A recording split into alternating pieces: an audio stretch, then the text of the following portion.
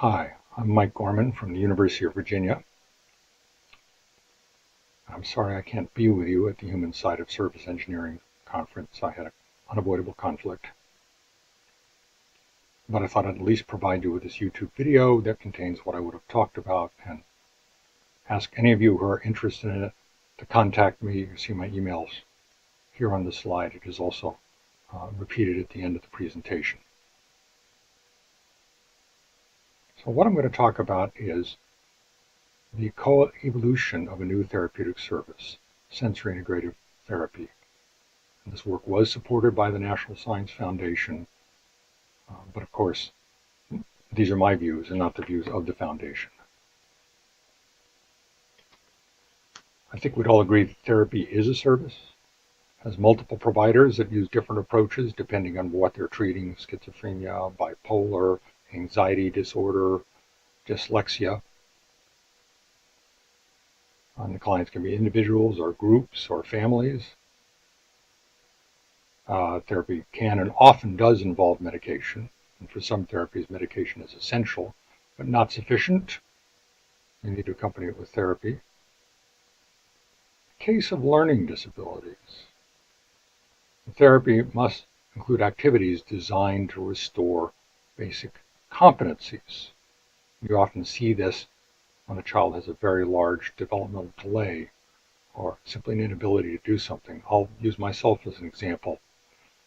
I flunked handwriting in every grade in elementary school, even though I was asked to repeat it again and again and again, and trace and do all the other things children do. And the problem was I didn't have the basic competence to hold the pencil with the right grip, to coordinate it well enough with my eyes and the rest of my body were doing.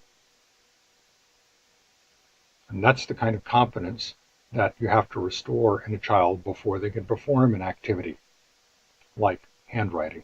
And it's even more complicated when not only do you have a problem with handwriting, the child can't even read.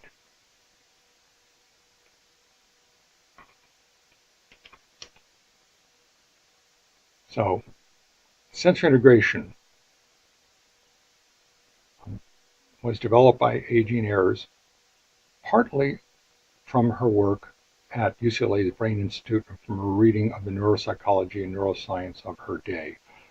Ayres was an occupational therapist at the University of Southern California, one of the first and strongest programs in occupational therapy to offer higher degrees, at a time when occupational therapists were emerging, as it were, from the basement of hospitals where they were told what to do, to becoming a profession where they could actually make some diagnoses, propose some treatments, have their own professional status and expertise, and Ayres was a big part of that. She also learned a lot from her therapeutic work from children, which is my co-evolution point. And sensory integration is the capability or competence which, if absent, can add to the problems experienced by children with other forms of learning difficulties. There may be some cases where a child only has sensory integrative problems, but usually they compound an existing other problem, like dyslexia. And if you have to fix the sensory integrative issue as part of fixing dyslexia, again, you had to provide me with the ability to do the right visual and motor praxis, it's called, to be able to write handwriting before you could fix the handwriting itself. Now, to diagnose this condition, and here I'm encapsulating a long history. I mean, the process of developing the tests used to diagnose was long and arduous, involves lots of creating tests and testing them and adding to existing ones and seeing how they do. She spent years doing this, but she needed a test to determine who had a sensory integration issue. One of the worst moments of my study was when I was reading through her interpretation of the manual for this test, and every single case, every single test profile seemed to call for sensory integrative therapy. I thought, this test is useless. Everybody is going to be seen as having the therapy. Then I got to the second part of it and got to the cases where she said this might be useful or not clear. Maybe you can try it. And finally, the third part of the manual is here are the cases for which the therapy is clearly contraindicated. It won't be a waste of time to put this child through sensory integration. And she developed a suitcase with a variety of tactile objects that can be put together and stacked up in different shapes. See if a child can match the shape, see how they move things. She had activities involved drawing, using a pencil, activities involve balance and turning, and all sorts of things to look at whether a child could benefit from the therapy and get a preliminary indication of what kinds of problems they had. So she used these tests for preliminary diagnosis, but the treatment involved learning with each child, and that's why I think it's a co-evolutionary or co-constructive process. You had to get the child in there and find out where the child was just a bit out of his or her comfort zone on an activity, like crawling through a space, as you see Ayres doing in that not very good photo, or rocking back and forth in the teeter-totter, as you see in the other photo, or riding on a scooter board. And here's some of the equipment she used just to give a better idea. You see all kinds of things are available in the therapy space, and the child is given some opportunity to move around and look at them, but Ayres will quickly figure out what apparatus to nudge the child for, and is particularly interested if a child tries something and gives up immediately. That may be a sign that that's something they need to work on. So she's, in a sense, co-constructing with a child the form of therapy that that child needs within the constraints of the sensory integrative theory, practice, and diagnosis.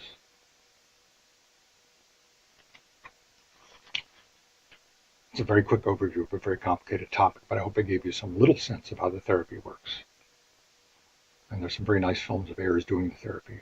She was extraordinary at being right in the child's space when she did it, occupying the child's space and almost seeing the world as the child saw it. So it's a kind of deep co-construction, co-evolution. Sensory integration is at a critical point now. The community was united while Ayres was alive. She was not charismatic in our usual sense, but she was respected because of her depth of knowledge. She would read her eager students lectures that she'd handwritten. Her handwriting was a little better than mine. And they were incredibly detailed, very deep intellectually. So she was taking these occupational therapists who were in a field that was just barely becoming a profession and treating them like intellectual colleagues who could probe into very deep things, do high quality research, achieve professional status.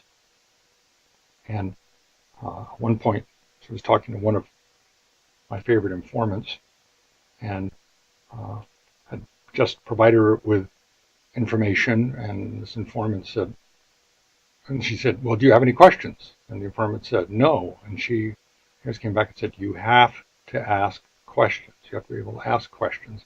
Otherwise, this process is not helpful. By that, she meant also challenge the theory. And when somebody came up with a really good question, she'd say, that would make a good PhD thesis. You ought to get on that. The community has diverged since, and it faces now a critical challenge. The test is outmoded. Some features of it are good, and I won't go into long analysis of why it's outmoded, but for one thing, it was normed with a population from 1989, and the population now is different.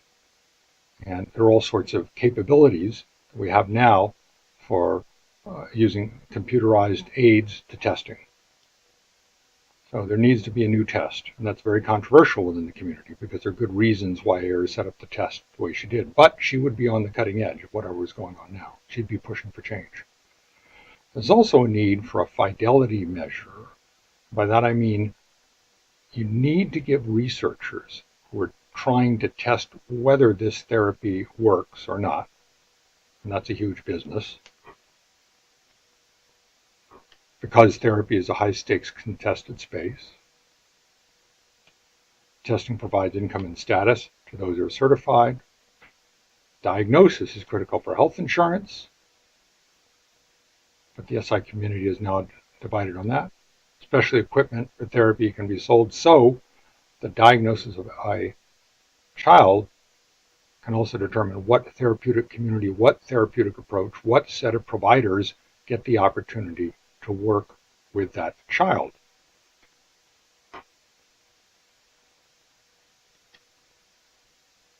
And how you evaluate successful research.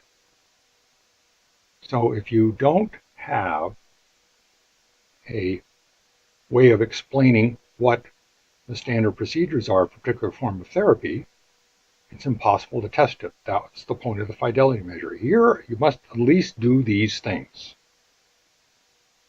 in order to call your therapy sensory integrative therapy. The traditional gold standard in therapeutic research has been the between groups design. One group gets sensory integrative therapy, another gets something like applied behavioral analysis, and the two are often in competition. They're completely different therapeutic approaches. They have actually incommensurable views of how therapy ought to be done. That's another talk. But there's a lot of problems with that. Because if you're testing two different groups of children, there's going to be variance within those individual children that may swamp any effect that you see. The other problem for sensory integrative therapy is because the therapy is not well defined, you get studies that claim to be comparing applied behavioral analysis to sensory integrative therapy, but when experts in sensory integration look at the therapy, they say that's not our approach. That's not anybody's approach who does sensory integrative therapy. If somebody grabs it out of a quick read of a journal and says, this must be what that sensory integrative stuff is. One of the problems, and there are many others of the between groups design, is if the therapy is a co-constructive process, you need to be measuring a child against his or her own prior performance, which is what you ought to be doing in therapy anyway. You ought to have some way of tracking whether the child's improving or not. And that can be done not just by the therapist doing it, but by some kind of an outsider following a reasonable set of things to look for in the therapy, to look for improvement. Always being open to the possibility that something else will emerge that needs to be kept track of. And since the therapy, you're going to need to track both what the therapist does and what the child does, because that's important. And Lucy Miller, one of the sensory integration practitioners at her STAR Center in Colorado, includes parents in the therapy. So we have 3 people now, and they're co-constructing the therapeutic experience, which I think is a great innovation. It makes me want to think more about how to measure that process over time and whether it succeeds. And obviously, my point is you're going to include process measures, not just quantitative ones, although often you can convert process measures into quantitative measures by use of coding. The detailed case studies will always be important. Quantitative data must be complemented by qualitative data in this kind of work. Now, my own research approach was essentially qualitative. I used a model, that's not really a model, I used a strategy provided by Eric Fisher in his socio-technical integration research project.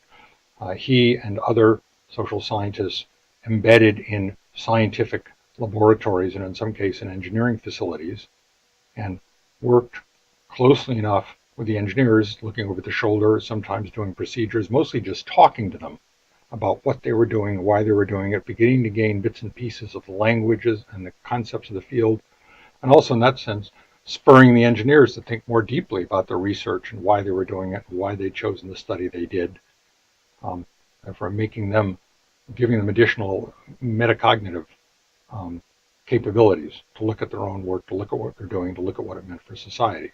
So these people were thoroughly engaged in the lab and gained some of that interactional expertise I referred to earlier. That's what I did with this community. Immersed with the community as much as possible. Went actually to important meetings where research was discussed, sat and spent a long period of time interviewing members and then seeing them in action, and then going back to interviews again to ask, what they had learned and what I should have attended to and what I missed.